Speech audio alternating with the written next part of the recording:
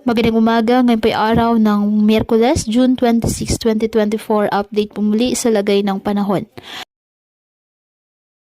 Ayon sa Pag-asa, easterlies ang nakakaapekto sa Southern Luzon, Visayas at Mindanao.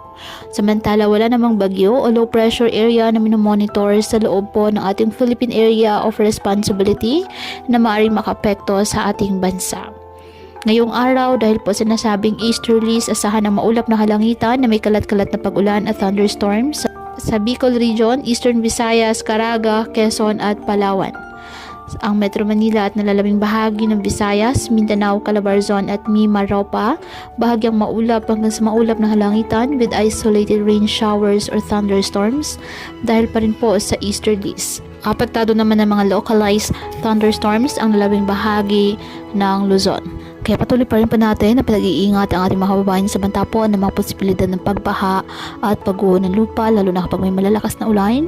At ugaliin po na magdala palagi ng payong o hati naman panangga sa ulan sa tuwing lalabas po ng ating mga tahanan. At yan po muna ang update sa lagay ng panahon ngayong araw.